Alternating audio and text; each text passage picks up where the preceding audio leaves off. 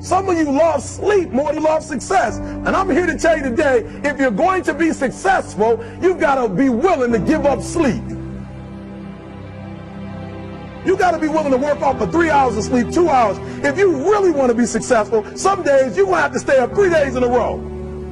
Because if you go to sleep, you might miss the opportunity to be successful. That's how bad you got to want it. Most of you won't be successful because when you're studying and you get tired, you quit.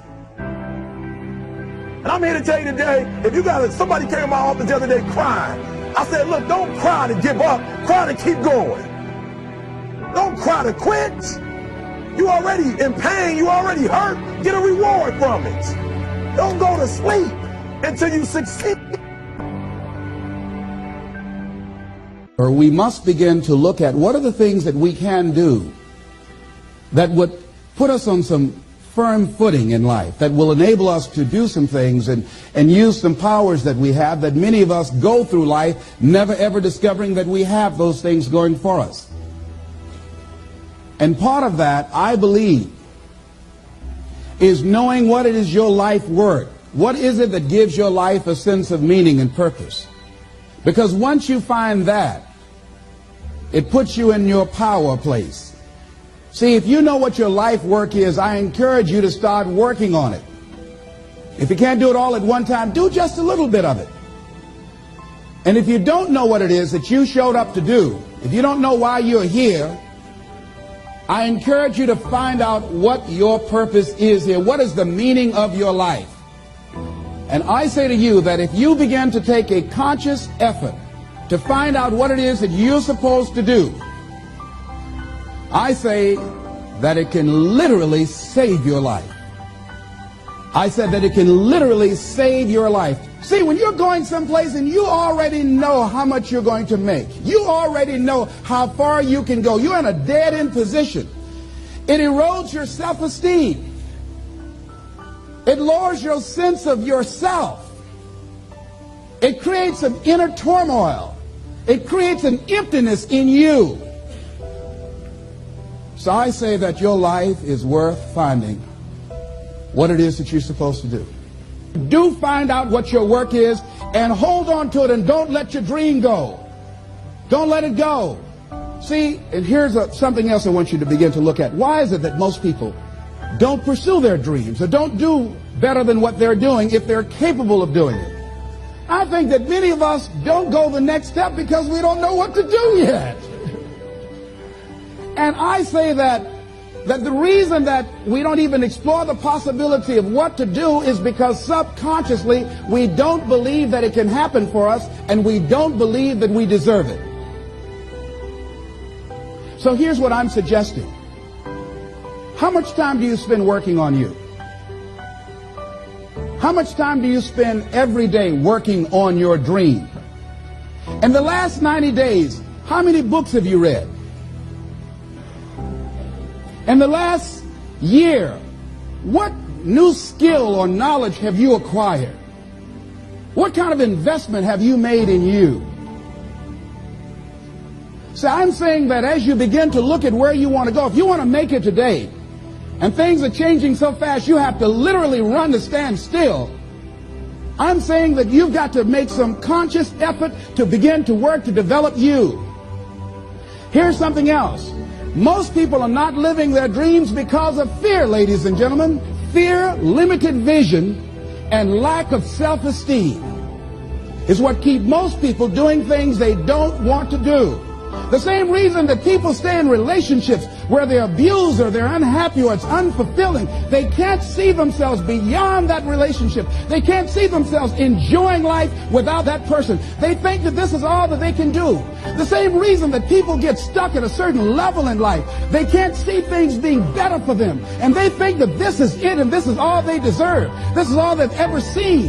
It's been passed on to them. Fear is the most subtle and destructive of all human diseases. Ladies and gentlemen, fear kills dreams. Fear kills hope. Fear puts people in the hospital. Fear can age you. Fear, ladies and gentlemen, can hold you back from doing something that you know within yourself that you're capable of doing, but it will paralyze you. And it seems like you're in a hypnotic spell. And I ask you a question, what is the benefit? What's the benefit of allowing fear to hold you back? What's the benefit of giving up on yourself, of not stepping out on life and taking life on? What is the benefit for you? What's the plus in that? It's one of the things I had to ask myself. So I didn't want to make any mistakes. I wanted everybody to like me. I wanted to be perfect the first time I did something. It's not going to happen. You're going to make some mistakes. You're going to hurt some folks' feelings. You're going to create some enemies whenever you decide that you want to begin to take life on. You've got to ask yourself, how long am I going to allow this to hold me back? He said, fear is false evidence appearing real. That is an illusion that we create in our mind. It is a state of mind that can be changed. So let's look at how we can begin to take some steps to restructure that fear, to begin to expand our visions of ourselves, to begin to increase our self-esteem. Webster said that self-esteem means confidence and satisfaction in oneself. Look at your life right now. Whatever you've done up to this point in time, your life is working. Whatever you have produced, it came out of you as a result of the kind of person that you have become. It's a result of your choices. It's a result of your consciousness. Now you have to ask yourself, are you satisfied with what you have produced? Is this what you want? Would you like for things to be better than this? Do you believe that you deserve better than this? Or are you content? This is it. You don't have to do anything else. That you already resign yourself in life and say, well, I'm happy. I'm not starving like the people in Calcutta. Are you allowing yourself to get off the hook like that? Or do you believe somewhere in the back of your mind or in your heart that there is some other great work for you to do? There's something else that life has for you. And that's why you're here. How do we handle this fear factor? How do we increase our self-esteem? You have to begin to fortify yourself. How do we do that? I believe that you have to begin to consciously monitor your inner conversation and start talking to yourself. Start building yourself up. Sometimes the only good things you will hear about you are the things that you say to you. So I'm saying learn to be your own booster.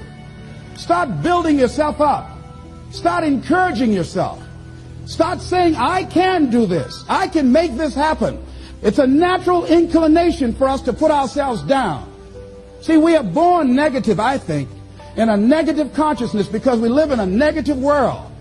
So I'm saying that we have to work through the challenges of life in learning how to begin to work to fortify ourselves. Begin to guard your mind against negative programming, like turn off the television.